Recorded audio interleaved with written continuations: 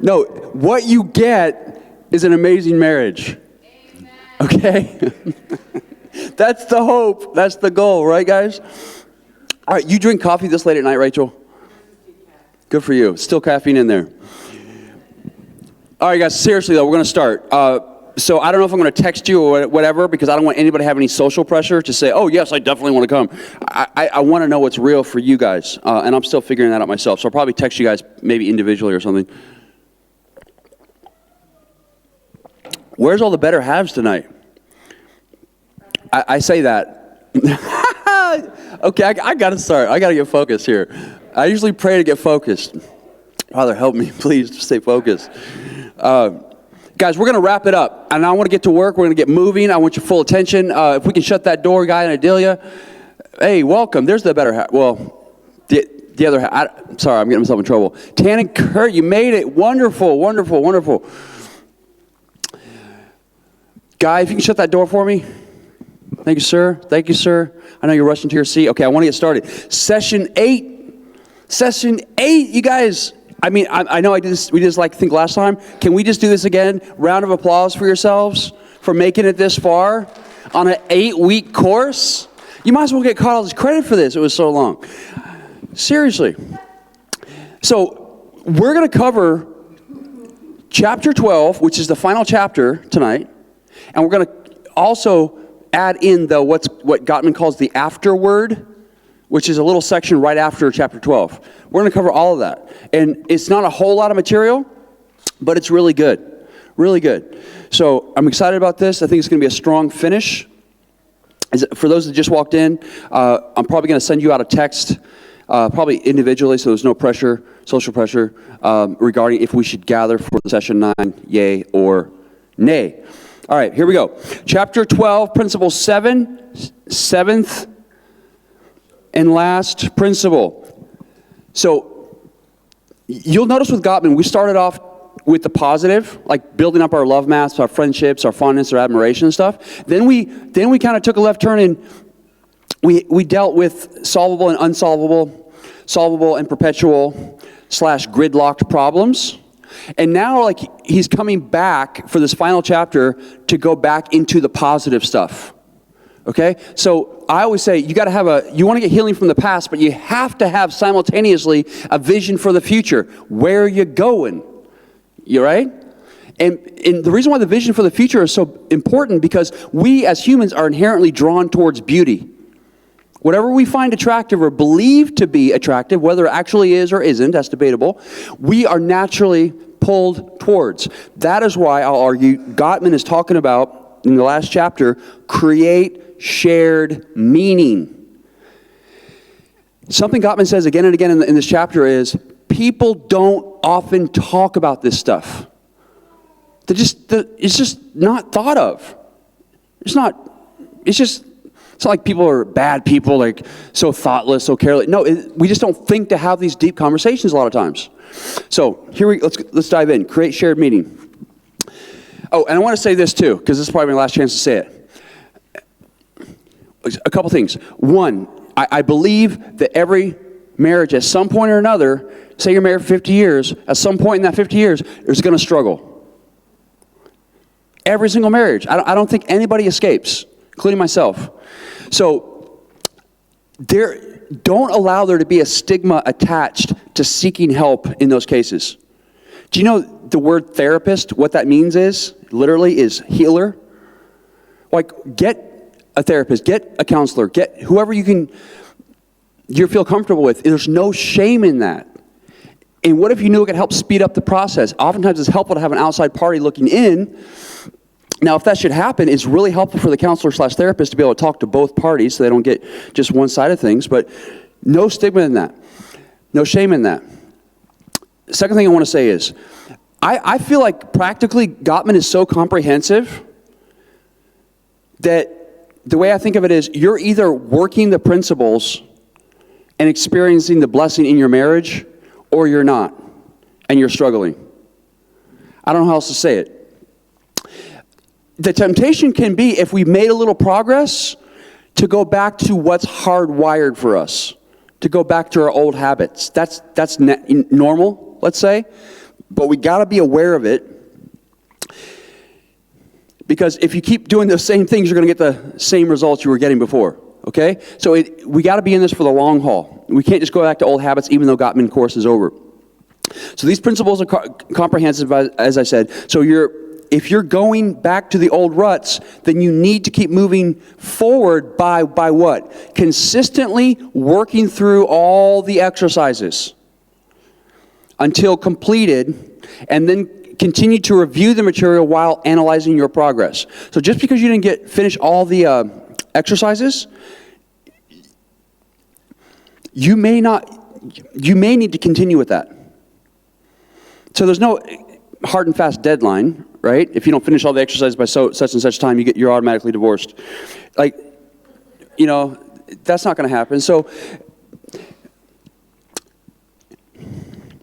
well, I'm going to say more about that at the very end because Gottman says it too. So, but work through all the exercises together. Now, as far as reviewing the material, I just sent you a text, but I'll just remind you in case you missed it. We took all the material from all the notes, put it together in one document for you. That is a PDF that is fully searchable. So you can just open the document, do Control F, type in the word you're looking for. Like, what did he say about bids for? What was it again? Okay, just type in bid, and every instance of bid for connection is going to come up, right? So use that. It's 42 pages, which is a lot better than 330, right? So it's just there to put the information in your hands, and all throughout the document, a lot of times the page number is given. Okay, so that's a resource you have in your email, so you always know where it's at. Here we go.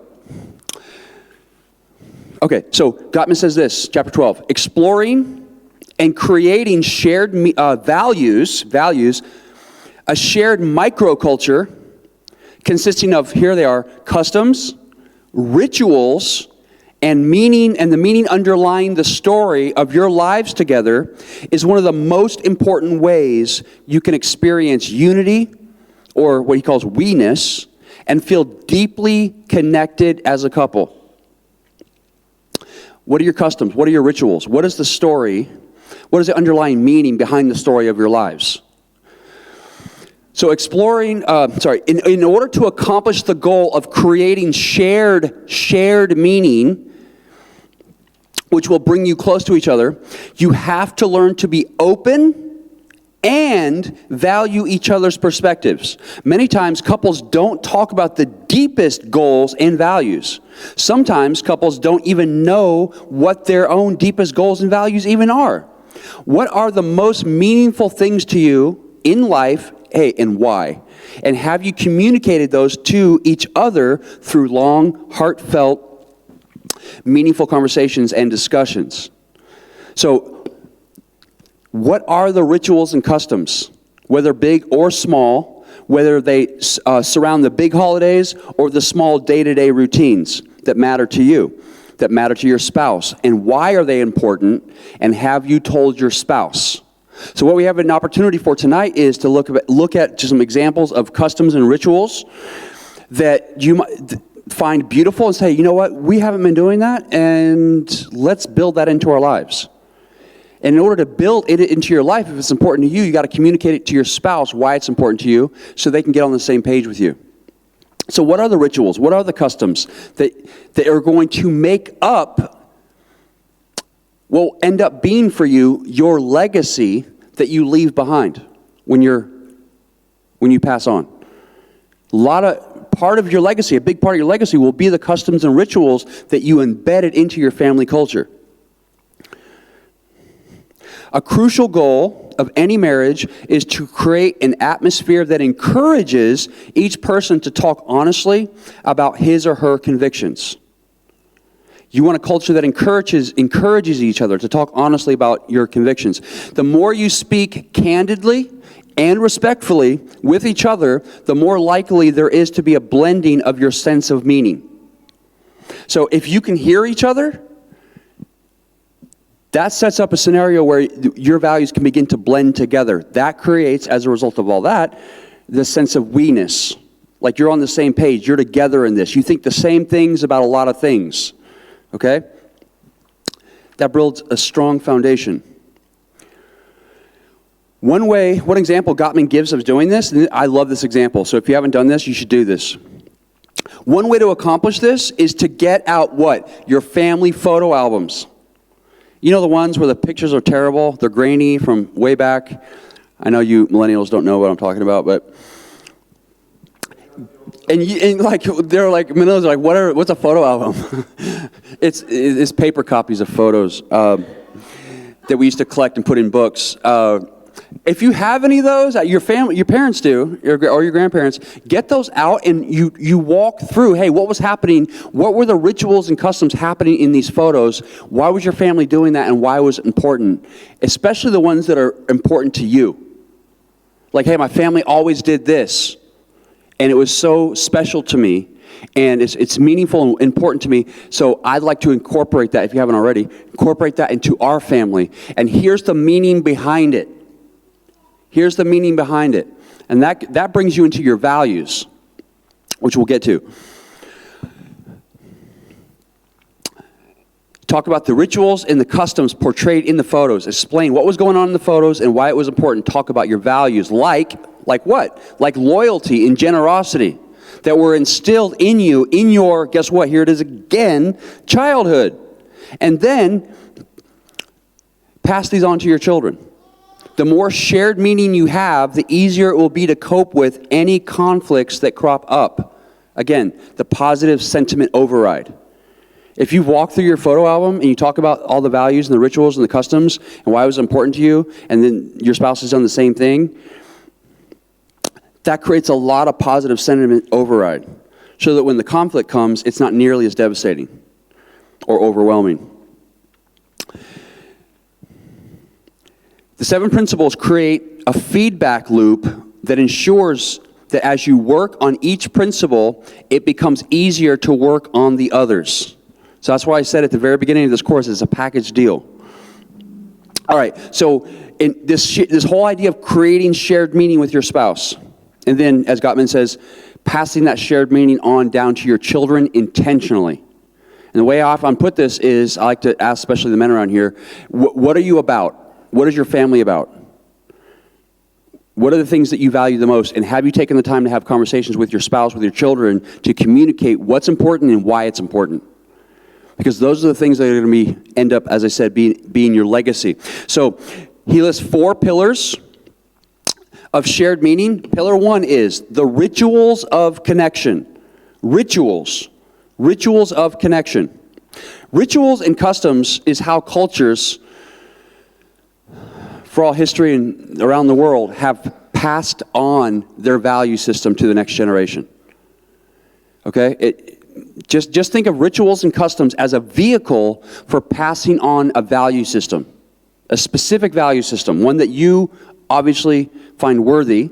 If you want to pass that on to the next generation, you do that through stories, rituals, and customs. That allows the next younger generation to grab onto it, understand it, and it becomes part of their DNA as well. Okay? It's really important if we're going to pass a legacy on to do such. So he's talking about the rituals of connection. Check us out. It is a sad fact, and maybe this isn't sad to you, but it's a sad fact that less than a third of U.S. families eat dinner together regularly. And more than half of those that do have the television on. Now, some of you here might be thinking these are my words. It's not. It's Gottman. Okay? Only a third eat dinner together. And of those, more than half have the TV on. This effectively ends conversation during dinner. Creating rituals in your marriage and with your children can be a powerful antidote to this tendency to disconnect. So obviously, families struggle with this in American culture. Like the idea we feel disconnected from each other. Well, of course we do, because all the times that, say historically, that we were supposed to have connecting conversations, we just had the TV on or we're on an electronic device. So of course we don't feel connected. And that's not a guilt trip on anybody. It's just like a cause and effect relationship, right? It is what it is. So Gottman's just pointing it out, saying, of course you don't feel connected, because you're missing out on the conversations that would cause you to be connected. Creating rituals in your marriage and with your children, I'll say it again, can be a powerful antidote to the tendency to disconnect. A ritual is a structured event or routine that you each enjoy and depend on, and that both reflects and reinforces your sense of togetherness. Okay? That's a long sentence. I'm not going to repeat that one. That was a long one. It is common for people, here it is again, not to discuss what their traditions and rituals mean to them.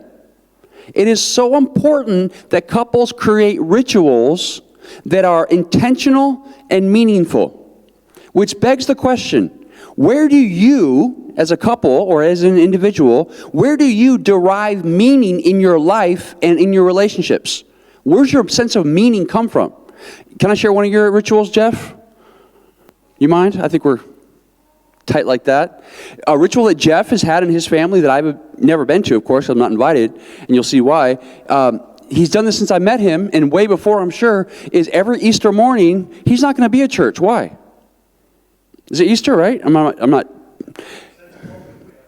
Oh, since COVID, but like forever before that, his whole extended family gets together and they have a breakfast together, a homemade breakfast. And he's been doing that over time.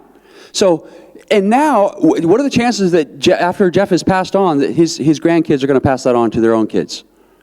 Now, I'm hoping and I assume that Jeff has sat down and talked with his kids and grandkids and probably great-grandkids and whoever's coming along next to say, hey, here's why we do this, here's why it's important, here's what it accomplishes. Right? And they're like, oh, that's why we do that. That's why our family's close together. That's why our family's tight. I want to do that too.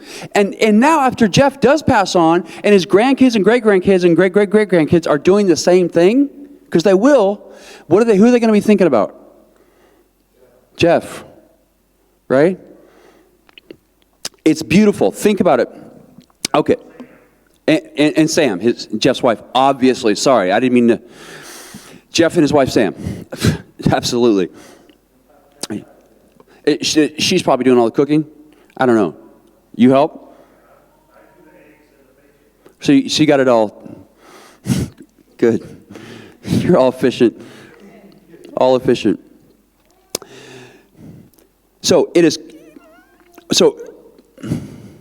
by recognizing the ongoing value and significance of the rituals you each bring to the relationship and the new ones you create together, you further your identity as a family. So God's going to go on to say that you have rituals you're going to bring from your childhood into the new marriage, into the new relationship. But you may say to yourself, I don't want any of those rituals, or I want to skip a lot of those rituals because all they remind me is like something negative. Like that's when, every time that happens, when the family fought the worst, or dad was the meanest, or whatever it is. So you might want to do a whole refresh and create new rituals and customs. But the point is to have them.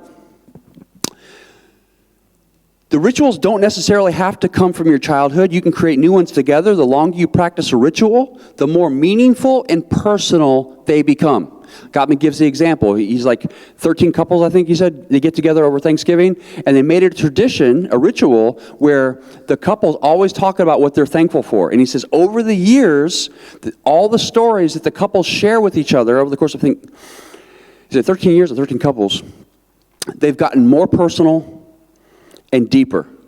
So rituals have a tendency over time to gain depth, let's say, if we're intentional about it.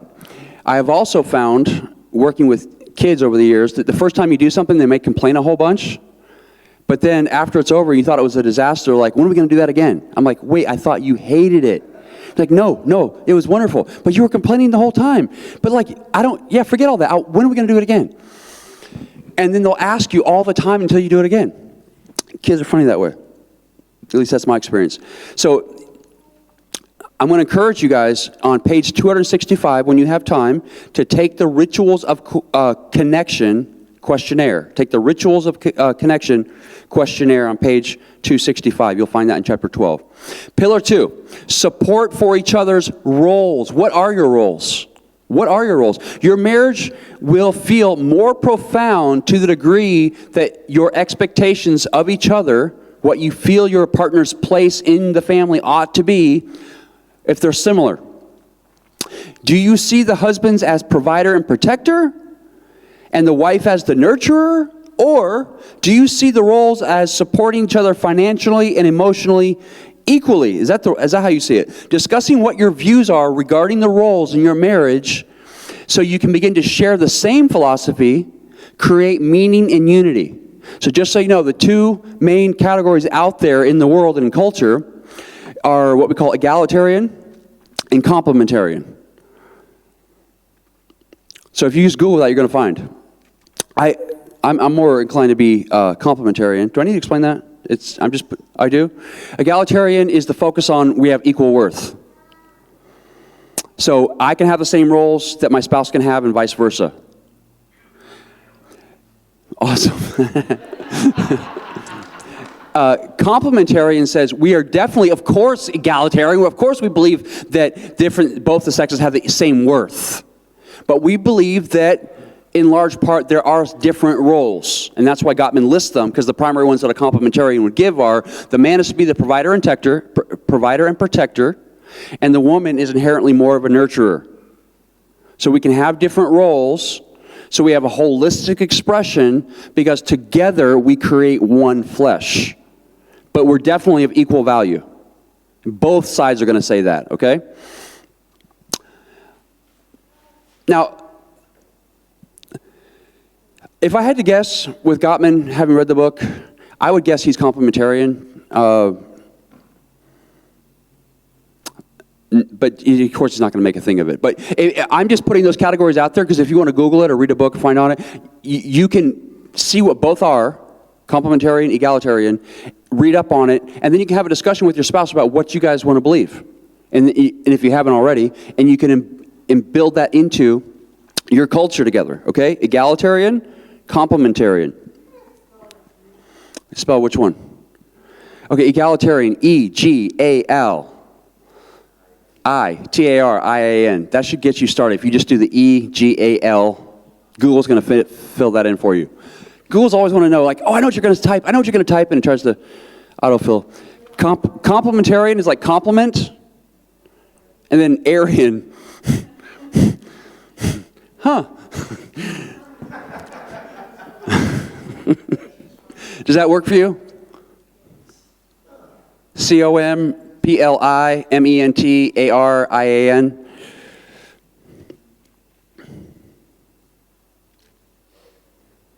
Okay. What are your views on parenting? What are your views on grandparenting? Have you had the discussions? What significance do you place on your work? To the extent that you feel similarly about these issues, your marriage will be strengthened and your sense of connection deepened. Here's the point thus far in what we're seeing. You can't have the deeper connection about these things, the meaning in life, if you haven't had the connection, if you haven't had the conversations. If it hasn't come up. These are the type of conversations I'll say that during the dating relationship on into the I'm engaged relationship are the type of discussions you want to be having, so you actually get to know, but they shouldn't just stop once you get married. There's plenty of opportunity. So we'll say, oh, I got to stop because we're going to say more about that later. Pillar 3, shared goals. Shared goals. Many times, again, Gottman says, many times we don't talk about our deepest goals. Sometimes we haven't even asked ourselves these questions. Discussing our most important life goals create intimacy, and working on the achievement of those goals creates unity. Hey, what do we want to accomplish in the next 5 years? What do you want to accomplish in the next 10 years? What's my role in that? What's your role in that? So like you have a shared mission now. You have a shared vision for the future that you both assign meaning to, and you both have roles in the execution of bringing that vision into existence. You're going to feel together like, hey, we're working at something together. There's a closeness there, okay? But you can't do all that if you haven't even talked about it. So you should take the shared goals questionnaire on page 269. That'll get the conversation started. 269. And again, those two questionnaires I just mentioned, they're very short and sweet. Okay, it will take about a few minutes, but it'll definitely get the ball rolling. Pillar 4, shared values and symbols. Symbols. Notice pillar 3 was really, really short. Pillar 4, shared values and symbols. Values and beliefs form the final pillar of shared meaning in a marriage. These are philosophical tenets that guide how you wish to conduct your lives. For some people, values are deeply rooted in, here it is, religious conviction. But couples who are not religious may also have a belief system that determines their perspective on life and informs the choices they make. Now, I would argue everyone's inherently religious. Religion being defined as what's the big picture in life. Whether that big picture is defined by there is a God or that big picture is defined by the fact that there is no God. Everybody has to explain the big picture as far as what's important in the meaningful in life. So God is just drawing our attention to that. But it's important to have, whoa, I think everything just shut down. Let me pull that back up. Sorry about that. Okay. Did I delete it accidentally? Wow. Here we go. I'm back. Now I just got to find where I was. Often a couple's shared values and beliefs are represented by symbols, which can be actual objects or intangible. So here's an example. For Jenna and Spencer, guess what their symbolic object is in their house? This is cool. For Jenna and Spencer, their dining room table held special significance. They had saved up for many years to have it custom made by a local carpenter, which I think is awesome, who was an expert carver. Every time they set it for family celebrations, its charm and strength spoke to them of the beauty and stability of their own marriage. Another family kept a statuette of a baby angel on the mantle in memory of their first baby who was stillborn. The angel commemorated the baby, but also represented their own resilience and deep love and support for each other, which had gotten them through that tragedy and allowed them to go on to have a large, happy family. Okay? So there's a symbol. What are symbols? Symbols are objects upon which we project a shared meaning. Okay? So you see this symbol and it's yellow or gold. Driving down the freeway, you know it means hamburgers are there, okay?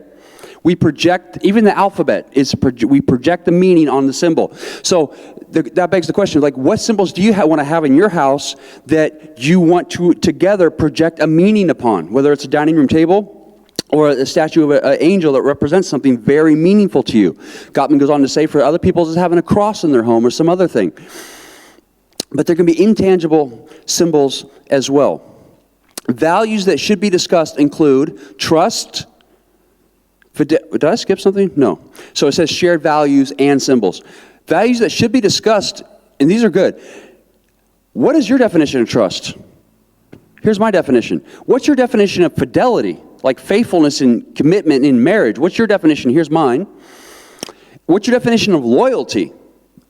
And how would you each define these values, and how important are they to you? Like, you know what? Loyalty is not a big deal. Well, once you experience betrayal, probably it's going to mean more to you. You might be able to define it better then. So whatever they are, if it's not trust and fidelity and loyalty, what are the values that really mean something to you? And of course, if you really want to communicate to your spouse what those values are, then telling them why those things are important to you really helps them stick. And really helps your spouse to see, wow, now I know why it's so important to them. And you'll get a lot more support in that. So take the shared values questionnaire on page 271. Again, short and sweet. All right, so we're moving quickly. There's one exercise in the chapter 12, and it's important. It's called Using the 4 Pillars to Create Meaning. It isn't designed to be completed in an evening or even a month. Consider it a starting point for many future discussions and fireside chats. So for instance, I think this is important. I said I'd come to this, now I'm here. For instance, if you're having a date night, or you're going to be going on a vacation, right? Get in the habit of asking yourself this. You ready? What are some of the most important conversations I can have with my spouse that will help create intimacy and connection? Did you guys catch that? So oftentimes we're so busy and we're like booking the tickets and we're trying to get work off and then we're rushing to the airport and we're trying to get the bags ready and we haven't even packed yet and finally we get to the vacation and then what did we forget? We forgot to stop and think like, okay, I'm going to have this time, this special time with my spouse. What would be the best investment of our time together? And of course, talking is going to be part of it, I hope. And so you think, okay, what are some of the discussions some of the most important, meaningful discussions we could have at this point in our marriage?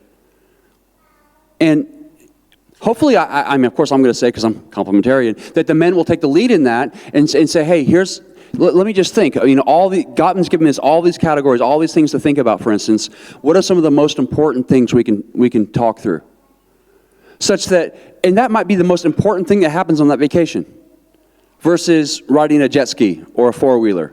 You know what I mean? That's nice. Jet skis and four-wheelers are awesome, but having a deep conversation where you learn more about your spouse that sets you up for the whole next year or 5 years, or that vacation or that date night marked a new direction or turning point in your marriage where you started pursuing a goal together that eventually comes to fruition, and you get to look back and say, hey, hubby, or whatever you call your spouse, that embarrassing name you call them behind closed doors, you say, it all started back then, right? It all started back at that date night. Remember when we started talking about such and such? Look where we are now, okay? So it just doesn't happen because we get so busy in the rat race, but if we'll stop and be intentional about it, good things can happen. That's what Gottman's saying. So if you say, I don't know how to get started, well, there's only one primary exercise in this chapter 12. Gottman gives you all you need to get started with that. So you might look through that list, the exercise, and say, nah, but you come up with 4 cool things like, oh, yes, we've never talked about this, let's do that, okay? So he'll definitely get you started. Consider it a starting point, though, for many future discussions.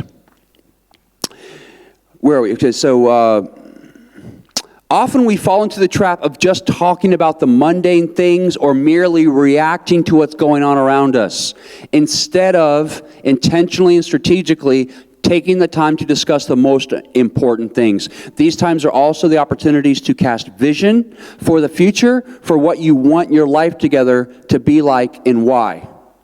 And by the way, our spouse generally doesn't like to be told, we're doing this. And my wife did that to me this week, by the way. She planned this vacation behind my back, by the way. And it's so crazy. How bold is that, right? It was great. I'm very grateful. I'm excited. But most often than not, your spouse doesn't like to be told, hey, we're doing this. Deal with it. Rebecca did invite me. She's texted me a screenshot of the flight since they were already booked. So that was her invitation. And she says I could have said no. Of course, I never would. But more often than not, if you want your spouse to be on the same page with you towards a goal or vision, you got to talk them through it. You're like, hey, this is what I'm thinking. What do you think? And then they give their opinion or their pushback or their questions or their concerns, and you answer that, and that leads to the next one, and then back and forth, till at the end you're like, yeah. So the conversation is what leads to the possibility for unity, versus just talking about the mundane things. So what rituals, back to this again, what rituals do you want to build into the major holidays? What will be your recreational rituals, and how often will they take place? Things like date nights, vacations, throwing parties, dinner at home. What will be your rituals of communication? Things like communicating your daily appreciations, expressing your needs. When does that happen? And what your ritual be for is an important one. I'm so glad Gottman brought it up. What is your ritual as a married couple for dealing with misfortune and bad news? We don't often talk about that. But humans, as we keep saying here, have to go through a grieving process to process the negative emotions. Otherwise, we get stuck in that loop, that rumination loop, right? So how does your family do it? Oh, don't cry. We don't cry here. Right? No one's allowed to cry. Stop being weak. That's the opposite of a ritual that helps us process the misfortune or bad news, okay? So what is your ritual for doing that? Hey, talk about it. Because bad news and misfortune will happen to all of us in some form or another. So just knowing that you, with your spouse, have a ritual for dealing with that brings in already on the front end stability and security, because you know how you're going to come together to process that. You know you're going to sit down with each other, for instance, and you're going to be there for each other to have a shoulder to cry on. You know, whatever it might be for you. So good. What about rituals surrounding lovemaking? Oh no. Gottman does say this. I think it's the only time I'm going to mention it in the notes here. He says, lovemaking that's planned is better. Because back in the day, when you first started your lovemaking with your spouse, it was like, what cologne or perfume should I have? What music should we play? What am I going to wear? How's my hair going to be done? You went through all this stuff, and he says a lot of times people, when he does his surveys, ask them when was your best lovemaking. It was when they first got together. And one thing Gottman points out is part of the reason for that, and just part of it, not the whole thing, but part of it is because you planned it. It was special. You planned it. And he says, so what are your rituals for lovemaking? Not to say you don't have spontaneous stuff as well, okay? What about your rituals surrounding everyday living? How will you guys plan to stay healthy together? What is your ritual for saying goodbye in the morning? What is your ritual for reuniting when coming home after a long day? Will you incorporate end-of-the-day reunions? Hey, how about this one? What is your bedtime routine? And what will be the last thing you do every night before falling asleep? I think, guys, we don't think about this stuff sometimes. But like, why would I ever fall asleep right next to my wife and not kiss her goodnight? How hard is that? But how special can that be over time? You know what I mean? But if we don't think about it, like, oh, I'm tired. Next thing you know, you're snoring. Like, okay, you missed a moment there. You missed an opportunity. So what are your bedtime rituals before you go to sleep? What if you and your spouse know, you agreed together that, hey, we're going to hug, we're going to snuggle, we're going to kiss, whatever it is. And Gottman says, even if it's a little micro kiss, it takes a half a second, it's like, make it special. Because it is special. You're sleeping in the same bed together because you're one flesh. Don't take that for granted. Here's a question Gottman asked. How important is it to go to bed at the same time and fall asleep together? How important is that for you? Now, it's not possible all the time with work schedules. I get that. Or you have a new baby or whatever it might be. But how about having that conversation? Hey, it's really important for me to fall asleep at the same time as you, and here's why. And talk about that.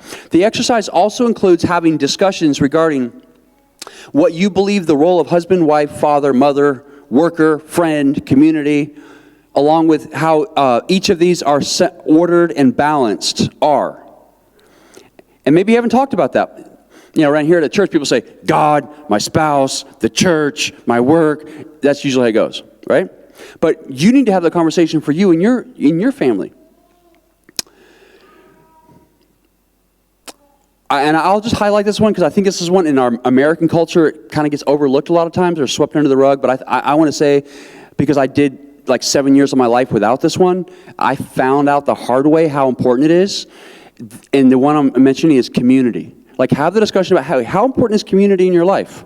Like, I tried to do life alone for 7 years, and I really took a lot of hits, unnecessary hits in my life. So how important is community? Where are you guys going to find community? What's going to be your source? Talk about that. There's lots of options for community, but it does take intentionality. All right, the next part of the exercise is the discussion of goals. Have you discussed what you want to accomplish in the next 5 to 10 years? What do you want your legacy to be? I'm kind of reviewing because I already said this. What is your mission statement for life? Are these meaningful activities that keep getting postponed or crowded out by the less important concerns of life? Now, that's why my wife booked that vacation for us, because I've canceled the last 4 vacations on her. I just can't. I got COVID one time, so that was not my fault.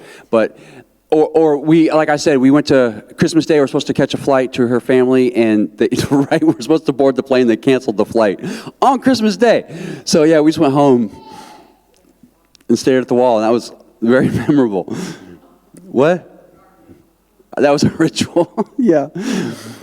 So she finally said, okay, Timothy, I can't take you canceling all the vacations. I'm booking it. So is that happening in your life where it always gets placed on the back burner? Don't let life pass you by, okay? I'm so glad my wife checked me on that. All right, so that was chapter 12. That's it. Create shared meaning. Talk about your customs, your rituals, what you value. If you haven't had the discussions, like go through the exercise, go through the list that Gottman gives you. Take the time over the course of the next year, 2 years, whatever, on your next date night, on your next vacations, have the conversations. Okay. Finally, the afterword. This is a little section in the book, right out after the last chapter. And there's some good stuff here, guys. So I think even in the afterwards is worth the price of the night, okay? And I'm going to, because I can't help myself, I'm going to throw in a little bit of my own 2 cents here. Okay, I've been trying to hold back this whole time, but I'm just going to do a quick one. So, but this stuff is good. What now, you might be asking? What now? Making small and gentle shifts in the trajectory of your marriage can have a dramatic positive effect over time. Any changes you have made need to be built on and kept going. In order to do so, you must suspend any disbelief. This is important. You must suspend any disbelief you have in your spouse. Gottman's words, not mine. Oh, my wife will never change. She's messed up so many times, she'll mess up again. I can't trust her. She's going to go back to her old ways. Put her in the box. Ensuring that she can't grow. Like, don't let her grow. Don't let her change. I already know because I'm a prophet. I had a vision from God that my wife will never get better. Right? Special revelation from God. No, he says specifically, if you want all this to work, you have to suspend the disbelief you have in your spouse. Take small steps and then discovering what the next step should be. If you get stuck, reread portions of this book and analyze what you should do. Get with other people that have taken the course with you. So then next, Gottman has something we referred to before, the magic 6 hours. So Gottman has, of course, tracks couples over the course of time.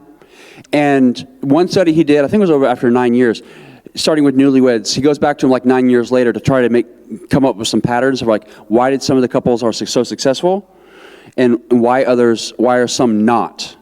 So all the couples went through Gottman material, and then like 9 years later, he's trying to find out which ones succeeded, which ones didn't, and why. Okay, so what did he come up with?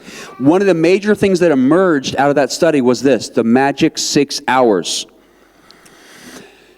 So here's some things. Here's 6 hours worth of activities that you can do each and every week. Some of them take a little bit of time, some of them take like no time. He says, the couples that built these 6, and how many hours are there in a week? Lest you think 6 hours is way too much time.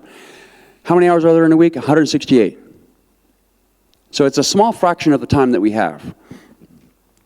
So here they are. They built in, what do the successful couples build into their week, 6 hours worth of time? Number one was partings. Partings. Make sure that before you say goodbye in the morning, you've learned about at least one thing that is happening to your spouse in your spouse's life that day. Hey, what's going on with you? Oh, I got a meeting with my boss, or I got a conference call, or I got a long drive ahead of me, or oh, we're having a birthday party at work, or whatever it might be. Find out one thing that your spouse is going to be dealing with or experiencing that day. And remember it. And of course, that gives you opportunity to text them later and see how it went, right? Your spouse feels connected. Your spouse feels like, hey, I'm not going through this day without my spouse. I have support with me. Yeah, I'm by myself, but I'm not by myself. The first thing my spouse is going to ask me after this is, I know I'm going to get a text, or they're going to, as soon as I walk through the door, they're going to want to know, how did it go? So you feel connected. So your partings. He says time. That's 2 minutes a day, 5 days a week. That's 10 minutes a week, guys. 10 minutes. 10 minutes. That's it. That's such a small amount of time. 2, reunions. Hug Hug and or, all right, you can do both at the same time, I've learned. Hug and or kiss for at least, we tried this,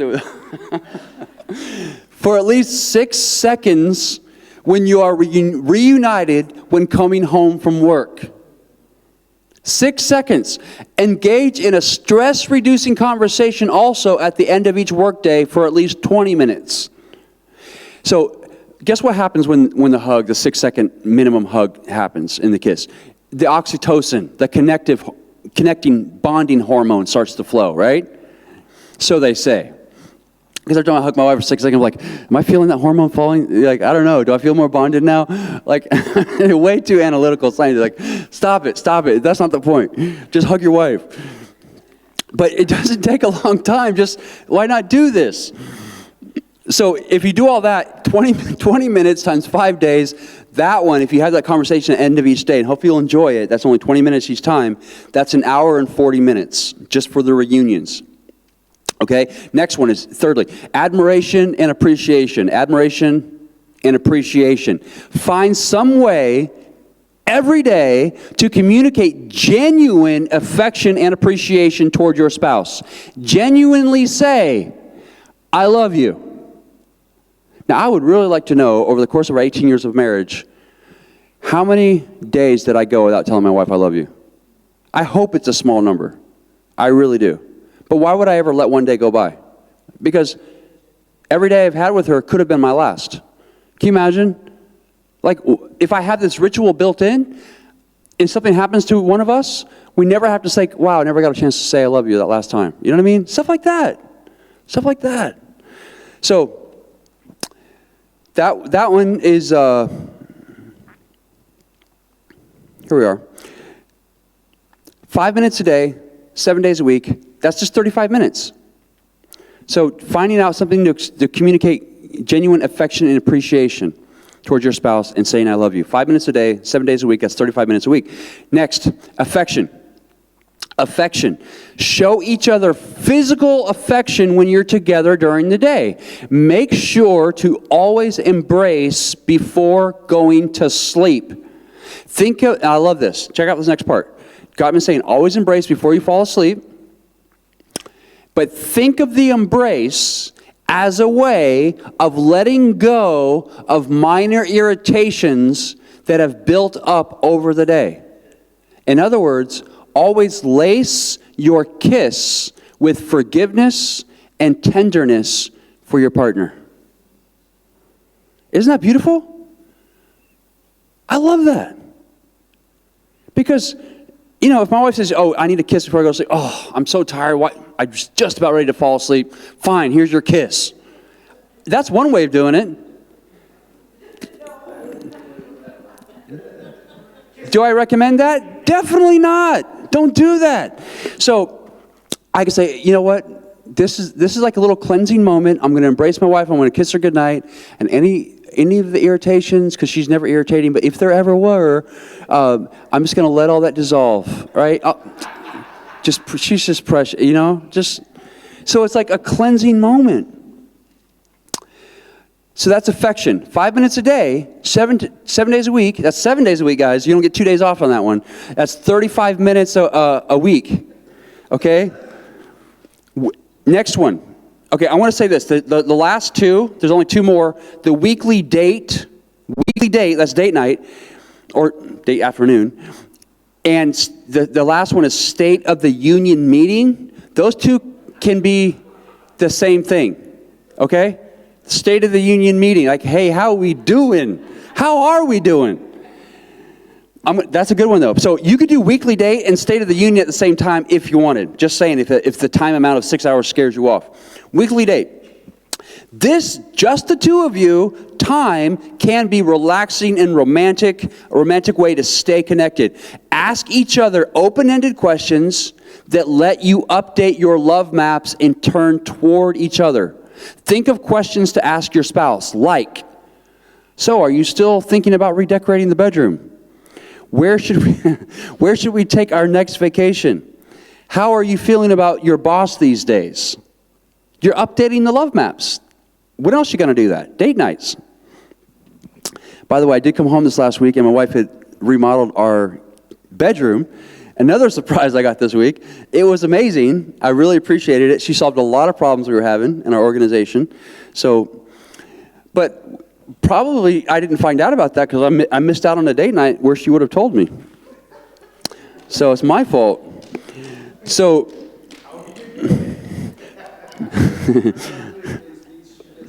yes, free pass. My bad. Freedom. So that's only 2 hours once a week. That's 2 hours out of the 6. Okay. So weekly date. Last category: State of the Union meeting. Select 1 hour a week. That's just 1 hour to talk about your relationship this week. Keep this time sacred. Begin by talking about what went right. Then give each other 5 appreciations. That's 5 appreciations you haven't yet expressed. Try to be specific. Next, discuss any issues that may have arisen. Use a gentle startup, obviously, and listen non-defensively. Move to problem solving with the 2-circle method described on page 185. Remember the 2-circle method that was flexible, non-flexible? Parts of what you need. If there was a regrettable incident, process it using the exercise on page 188. End by each of you asking and answering, what can I do to make you feel loved this coming week? Wow. That seems like that would work. So State of the Union meeting, that's 1 hour a week. So everything we've listed right there, that's 6 hours of your time. That is really well built into your schedule, okay? So as you can see, and by the way, some of those things you're going to do anyways. It doesn't take, how much extra time does it take just to say goodbye and give a hug and a kiss before you leave the house? Or make it a point to get up from whatever you're doing and your wife or husband comes in the house, it's a hug and kiss. You know what I mean? Every single time. And by the way, if you have kids in the house, don't they need to see that too? Doesn't that bring security and stability for them? Yeah. So as you can see, the amount of time involved in incorporating these changes into your relationship is quite minimal. Yet, these 6 hours will help enormously in keeping your marriage on track. Okay, he makes another important point. I think there's 2 more important points and then we're done, so bear with me.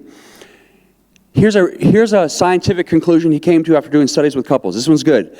The idea of high expectations. So here's a question to ask you yourselves in your marriage. What's a better option? Option A, I realize my expectations are too high for my spouse. They're never going to live up to them, so I'm going to lower my expectation. That way, I don't ever have to be disappointed. Stop expecting them to change. My spouse will never change anyway. I can't change them. So I'm just going to lower the bar for what I expect from them. Maybe less cherishing expected, right? Less physical affection, less cuddling, less, emotional tenderness. Whatever it might be in your situation. I'm going to lower the bar. That way I'll be happier because I won't be disappointed all the time. That's option A. Option B is, nope, I know what I need. I'm going to keep it the same, and they're just going to have to grow into that. Which one do you think is better? Which one it lends itself to more happiness? Studies show. A sounds what? Sad? Yeah. What's sad about option B? What's sad about that is you're expecting your spouse to live up to the expectations that you're not even communicating. Oh, you have to communicate? That's the right there. Option C is communicate to your spouse your needs and watch their spouse grow into it.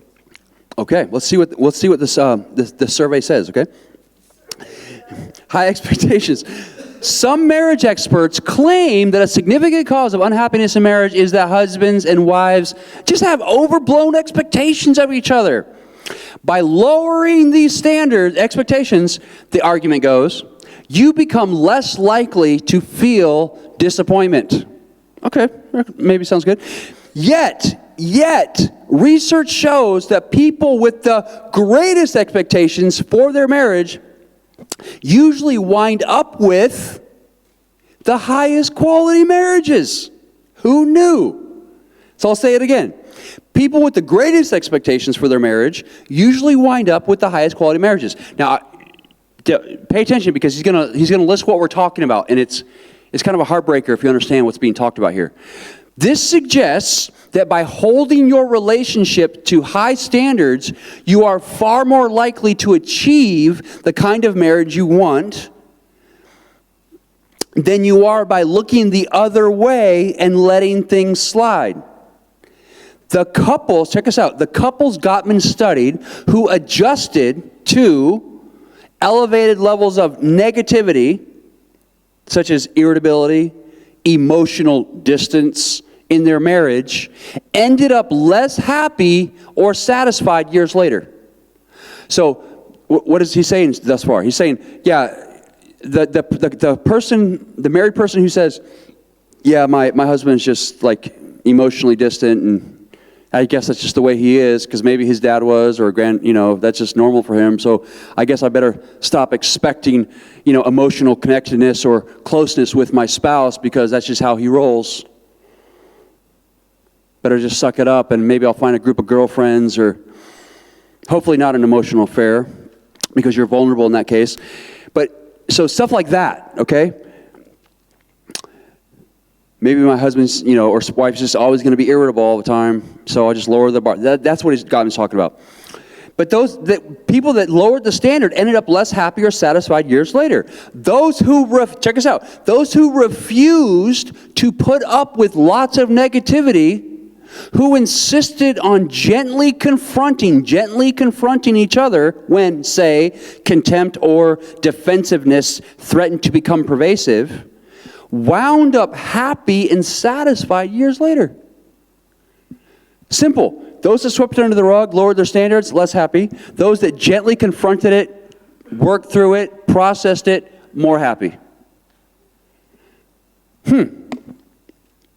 That's page 280, by the way. Every marriage ought to be equipped with, Gottman says, I don't like his category here, so I didn't even use it. Every marriage ought to be equipped with an early warning system. That's what he should have called it, and he does. Early warning system that lets you know that your marital quality is in jeopardy. For many men, the 5 most frightening words in the English language are, let's talk about our relationship. The best way to conquer this fear is to talk about issues in our relationship while they're still minor. That seems like good advice. Long before they become major, the key to these conversations is to use a softened startup. And check out the second part. So there's 2 parts to this. If you're going to be successful in the conversation, like to deal with them while they're still minor, soften startup. Secondly, without being critical of your spouse. Say something like, hey, I really feel out of touch with you. What's going on? I want to feel more connected to you. And of course, he says, not right before bedtime. Or whatever your spouse values. So what Gottman is alluding to here is the 2 distinctive categories he set up before. The idea of criticism, negative, versus a complaint.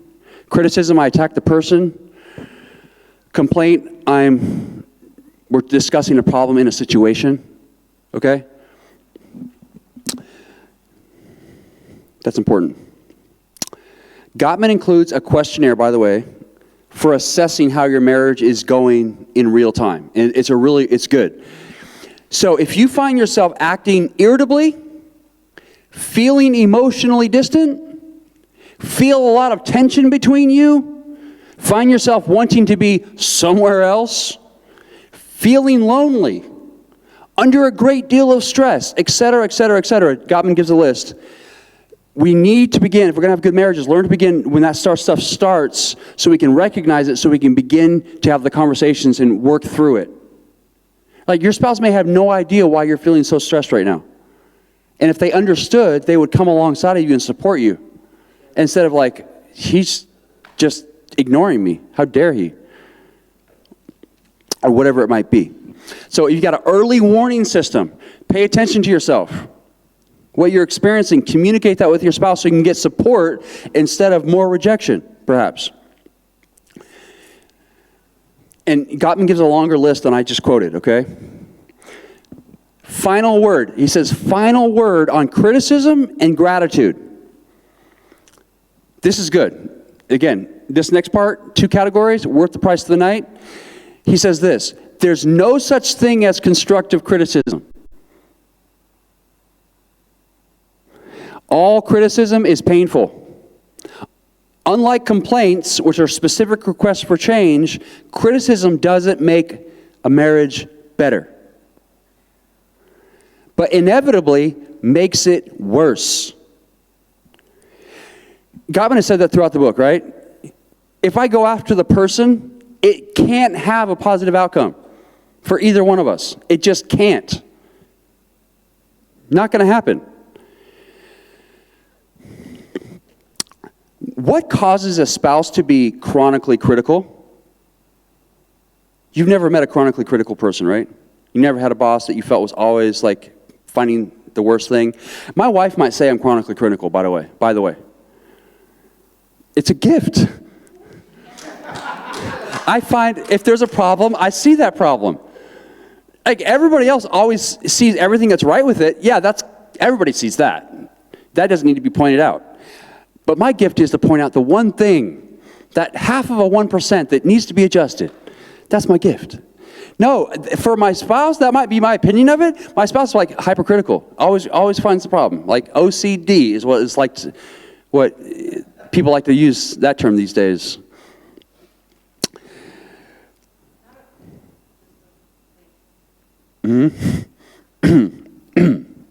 Shh! Don't say too much. What causes a spouse to be chronically critical? Gottman has discovered there are 2 sources. These are good. These are helpful for me, and hopefully for you too. Here's the first source. Can you guys guess what it is? The first source out of 2, the Gottman lists, the first is an emotionally unresponsive partner. Emotionally unresponsive. Yeah. If they're not, if my spouse is emotionally unresponsive, that means I don't matter. I'm not important. And the result of that is I don't feel connected. Now I'm living in the same address with a stranger. That's weird. I think it's weird. Check this out. Emotionally unresponsive partner. I'm going to read this example. This one is so good. If Natalie keeps complaining to Jonah about leaving his towel on the bathroom floor, and he just ignores her, eventually, she is likely to what? Start picking up the towels and just cleaning them and putting them back where they belong without ever saying a word? Is that what's going to happen? No. If he just ignores her, eventually she's likely to start criticizing him. Oh yeah, that's a good idea. That'll work. Calling him, okay, what can we call him? He leaves his towel on the floor. Lazy, what? A slob. That's what Gottman says. He says, yeah, that's a good one, slob. Hey, you slob, why are you leaving the towel on the floor? Oh, I feel so motivated to pick it up from now on. You're so right. Thank you for calling me a slob. I'm so encouraged. Calling him a slob instead of politely reminding him to hang it up. This change in Natalie's approach is understandable, but it is hardly helpful to her marriage since her criticism will make Jonah even less responsive. Oh, you called me a slob? Really? Is that how it's going to go? I will never pick up a towel again in my life. Not at home, not at a hotel, not at your parents' house. Never. Towels belong on the floor from this point forward. Thank you for calling me a slob. Here we go. It's hardly helpful since Jonah will become even less responsive. The only way out of this cycle is for Jonah to change all by himself, right? Is that right? No, it's not right. The only way out of this cycle is for both of them to change. But Natalie's not doing anything wrong, guys. Oh, is she or isn't she? We already know Jonah is, because towels don't belong on the floor when you're married. Before you get married, that's fine. So they both need to change, which won't be easy. It takes courage to be less critical of an unresponsive mate. And it takes courage to turn toward a partner who's always harping on your flaws. But both changes are necessary to end the cycle. Both parties involved have to change. Okay? Do we get that? The only way out is for both to change. It won't be easy. So you got to think about a more constructive way to communicate your need. And when you need to also recognize when your spouse is communicating to you something they care about. And you need to turn toward them, not allow yourself to descend into being annoyed or frustrated. Okay? Both of you have to make that effort. Hey, it's important to you, then it's important to me. You know what? I'm going to install a towel rack. And then I'm going to use it. Or get rid of towels, right? We'll just do an air dry system. Like Dyson needs to make a bigger system, not just for hands, but for the whole body. You just pass through it, no towels. Like a car wash. Yes. Why don't we have that? It's not like we have an energy crisis or anything. Okay, so that was the first source, emotionally unresponsive partner. Of course, it's a knee-jerk response, and it makes sense to us that, hey, if my partner's emotionally unresponsive to me, I'm going to start to think of, it's building on the negative sentiment override. And now I feel ignored and hurt, unconnected. Next time there's a conflict, guess whose side I'm taking? Not yours. You know, it just escalates. Here's the second source of criticism in marriage. Guess where it comes from?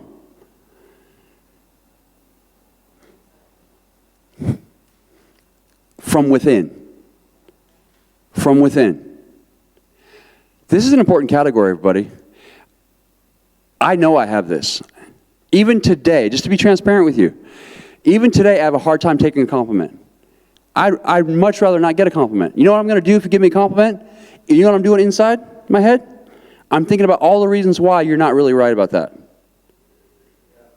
I'm thinking about all the ways in which my standard's higher and I don't live up to my own standards, so thanks for your compliment, but it doesn't really mean anything to me because I don't even meet my own standard. That can be part of my internal dialogue. So I'd much rather not get a compliment, thanks. I can fall into that. Now, I have to ask myself, where'd that come from? That's a real thing in my life. Where did that come from? So it's meaningful for you. It might be meaningful for you. It's meaningful for me. It might be meaningful for you. The second source of criticism in marriage comes from within. It is connected to self-doubt that is developed over the course of one's life, particularly during childhood. Now, something my dad did exceptionally well, and he still does it to this day, he has always told me, I love you, son. I'm proud of you, son. He'll still call me up. And just to tell me I love you and I'm proud of you. Okay, but particularly during childhood, there's a lot more involved in my case, but there are reasons that go back. In other words, it begins as criticism of oneself. A person with internal criticism will continually search for will continually search for approval, but cannot enjoy it or even accept it when it's offered. I'm always looking for someone to approve of me, but when they do finally approve of me, I reject it. I can't accept it. Isn't that messed up? But that's human. That's being human. Right? That's part of our fallenness, I'll say. So now, if that's your internal dialogue, the question is this: how is that not going to spill over into you finding the negative thing with your spouse? So what are you doing? You're projecting on your spouse what you already feel about yourself.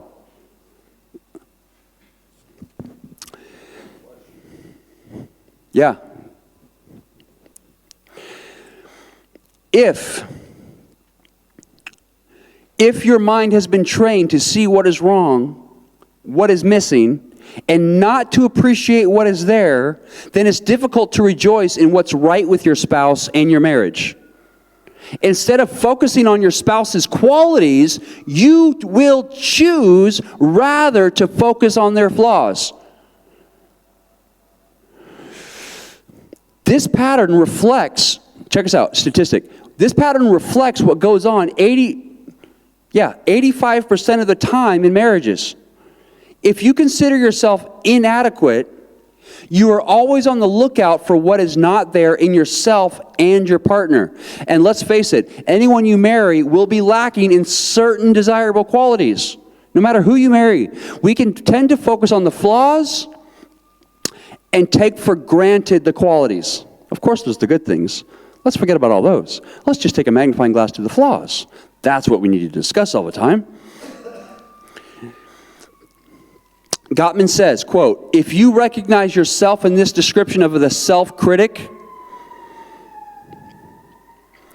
see, that's for emphasis. The siren is meant to alert us to how important this is. Like, woo, siren, this is a big deal.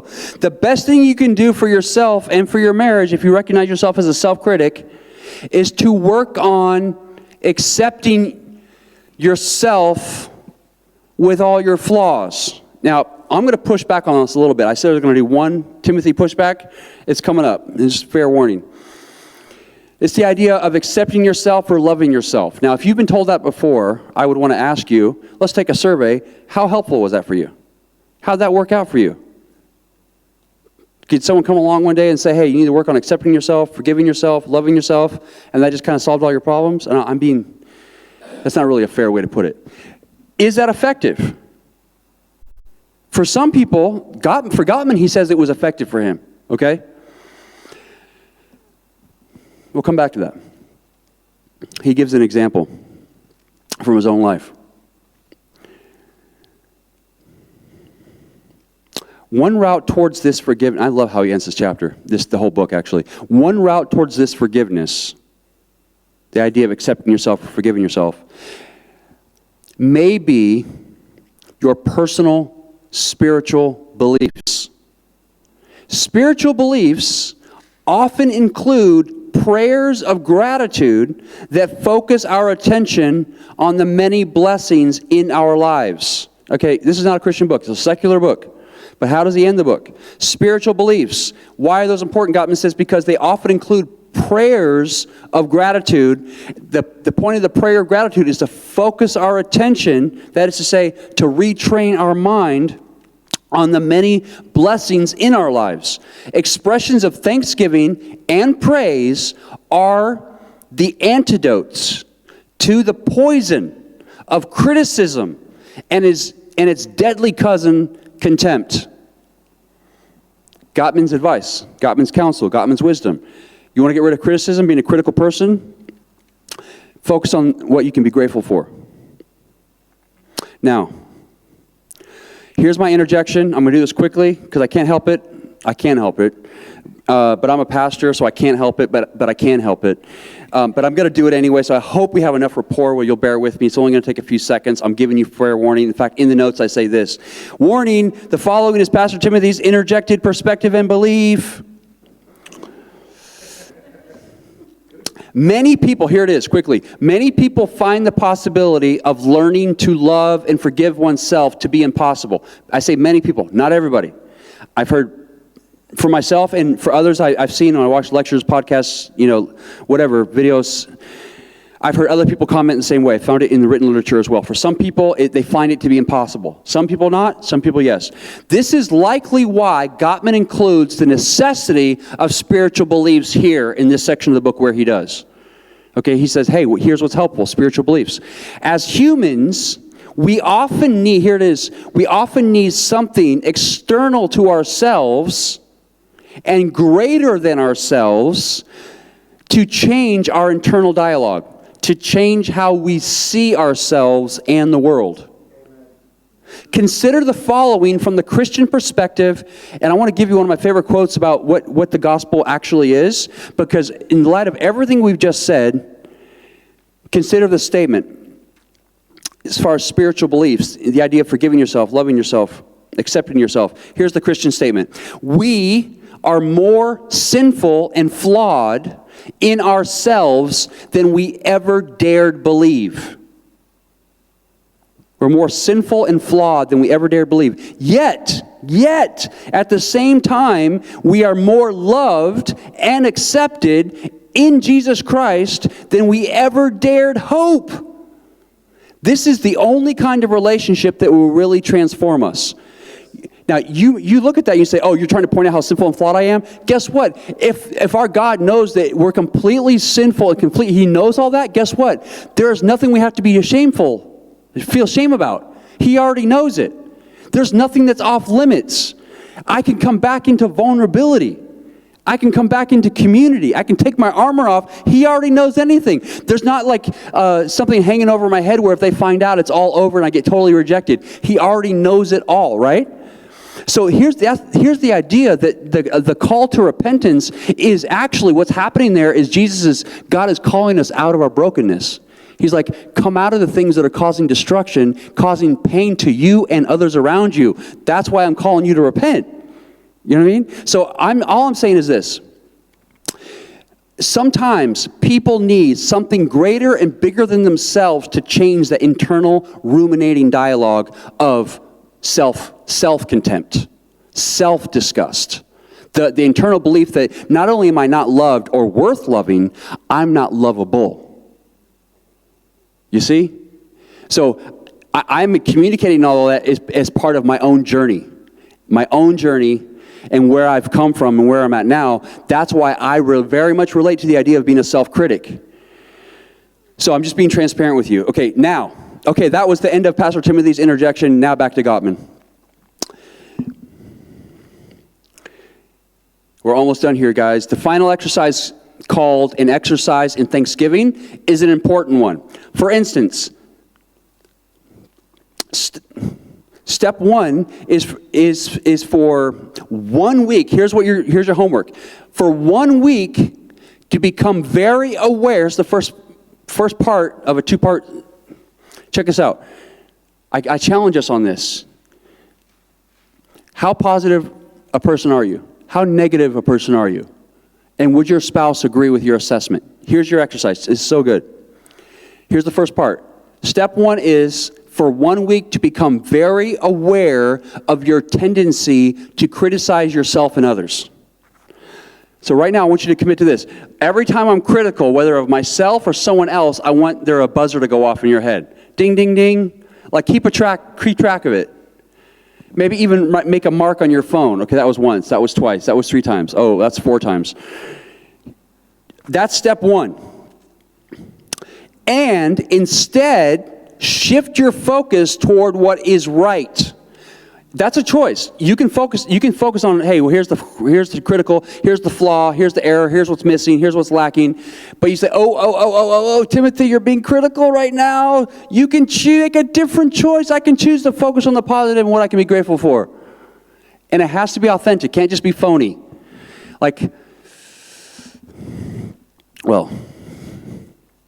Shift your focus toward what is right. Step 2. Offer your spouse at least one genuine, heartfelt praise each day for 1 week. Then extend this step 1 more day, and then another, and then another. Then expand this step to others in your life, including your children. Ignore the shortcomings. Ignore it. Just ignore it. So you got to recognize when you're being critical. You got to choose to be grateful, and then you got to express what you're genuinely grateful for. Right? So here's the thing. If you're a critical person, it's hardwired in your brain. It's just hardwired. It's a rut. It's a pattern. But guess what?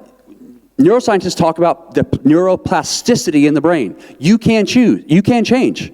But you have to replace old patterns with new patterns. And most people go back to the old patterns in what's called a maintenance schedule, where they forget, they lose focus and intentionality, and they go back to the old pattern. They go back to being critical in this case. But if you for 1 week say, okay, I can focus to 1 week. I can commit to that. I'm going to recognize when I'm critical of myself or others. I'm going to replace that critical spirit with gratitude, and then I'm going to communicate that gratitude. And you know what? I'm going to start doing that with my spouse. But guess what? Then I'm going to start doing it for my coworkers. Maybe I'll tell my boss some compliment. And I'm going to do it for my kids. And I'm going to do it for my neighbor. And you know what I mean? And so you start to change your internal culture. Ignore the shortcomings. As you stretch the period of Thanksgiving 1 day, beyond a week, and then another day and another, you'll receive a great gift. You will become less critical of yourself. Grace and forgiveness will enter your world. This is Gottman's language. This is what the spiritual amazing grace is all about. You begin to enjoy your own accomplishments rather than considering them inadequate. One of the most meaningful gifts, and this is the last paragraph, guys, for the whole night. One of the most meaningful gifts a parent can give a child. Please, guys, hear this. If you haven't been doing this, start this. If you don't have kids yet, wow, understand this. You're such an advantage. One of the most important gifts a parent can give a child is to acknowledge his or her own mistakes. To say, hey, I was wrong here, or hey, I'm sorry. This is so powerful because it also gives, guess what, the child permission to make a mistake, to admit having messed up and still be okay. It builds in the forgiveness of self. Likewise, being able to say, I'm sorry, and mean it is a pretty great gift to give your spouse and yourself as well. The more you can imbue your relationship with the spirit of thanksgiving and the graceful presence of praise, the more profound and fulfilling your lives together will be. And that is how Gottman finishes the book, which I thought was great.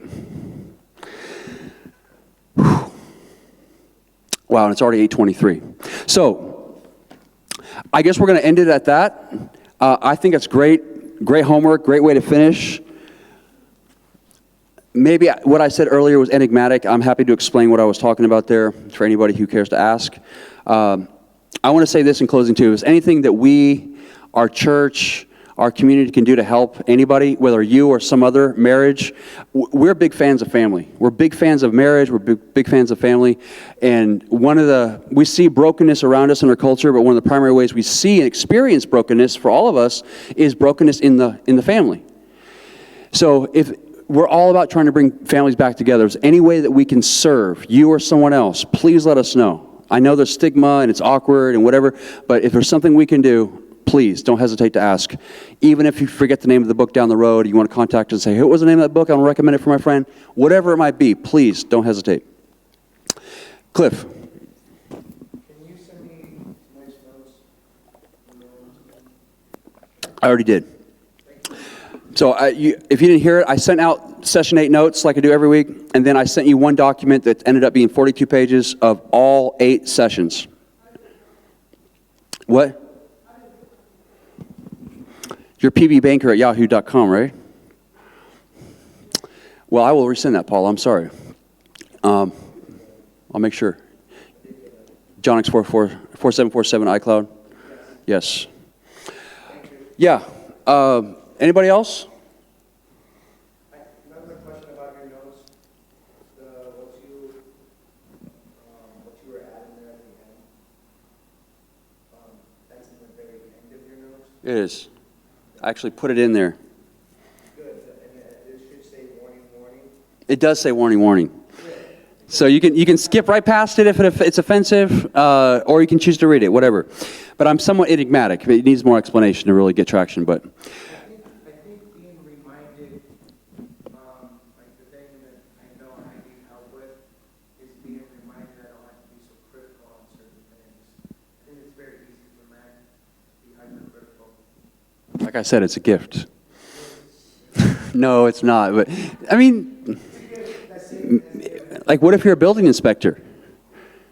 Then it's a gift. You know what I mean? But every gift can also have a negative side, a vice. You know, Mike. Do they have some kind of after action review that came with the program at all that you can send out for our comments? Oh. No, it didn't come with one. There's actually a whole different format for all this material that Gottman does for an actual like 3-day conference thing, and that might include it. I might buy that and just see. But like a follow-up or like an exit interview. Most of the classes that I've taken have a end of I was going to do something like that potentially next week. That was what we were going to include. So I'm going to let everybody have an opportunity to see if they want to come back for that or not. So I want to reach out this week and see who might be still interested. If we are interested, then I'm going to see you next week because we'll be back from our vacation. The ones that come get a badge. Gold star, high five, pat on the back, I want a badge. and a great marriage. Do you want a certificate? No, a badge. In a frame? I have a great marriage. Yeah, yeah. How about a t-shirt? My marriage is... Yeah, or that... All right, guys, anybody have questions before we're dismissed? Mike?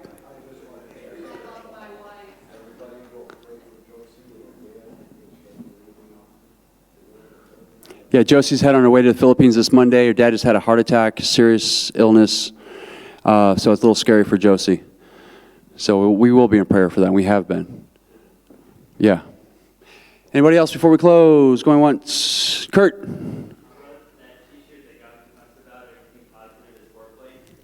Yes. See, that's the word foreplay on a t-shirt is a little difficult for me. Like, that's a bold step, you know? Yeah. Oh. Yeah. But that's so true, isn't it? Yeah. Taking out the garbage, whatever it is, whatever your spouse's love language. All right, guys, you're dismissed. I wish you all the best. Any follow-up, anything I can do to serve you down the road, please don't hesitate, okay? We try to keep it real around here because we all have our struggles, and we're in this together. Yeah, my pleasure. I appreciate you guys being here and your commitment.